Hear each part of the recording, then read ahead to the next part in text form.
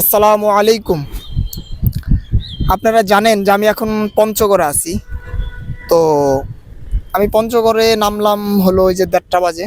তা ভাবলাম এখানে একটা সুন্দর একটা নদী আছে, একটু গোসল করে যাই।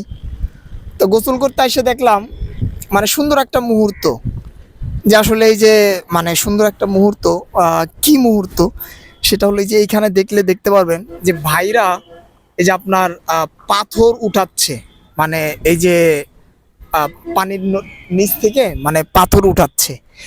মানে এই মুহূর্তটা আসলে অমায়িক বিষয়, যে আমার একটা অমায়িক লাগলো যে মানে তারা পাথর উঠায় এগুলা আবার মানে কেমন কি।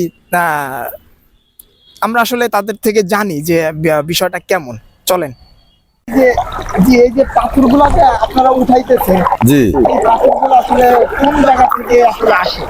এটা কোনো জায়গা থেকে আসে না ভাই, এখান থেকেই মনে করেন এটা আবিষ্কার হয় এই বালু থেকে আর কি, এই নদী থেকেই। আচ্ছা আচ্ছা আচ্ছা আচ্ছা। এই নদী থেকে আবিষ্কার হয়, আমরা এখান থেকে তুলি আর কি। ও মানে ডেইলি তাতে কত কেজি করে পান? আর না কত কেজি না, আমরা আর কি সেফটি আর কি, মনে করেন যে 8 সেফটি 10 সেফটি আমরা এইভাবে তুলি আর কি।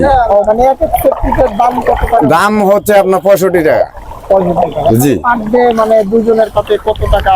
আমাদের দুইজনকার মনে করেন যে আমাদের 500-600 পড়ে আর কি। মানে এক একজনের 500-600 টাকা জি করে জি পড়ে। জি জি জি 400 টাকা হয়? 400 টাকাও হয়, 500 টাকাও হয়, 600 টাকাও হয়, অনেক সময় 200 টাকা হয়।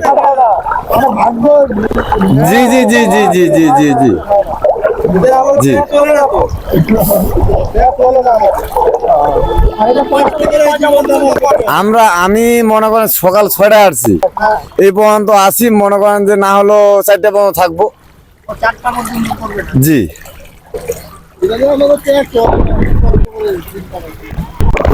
কি করবেন, উপায় তো নাই।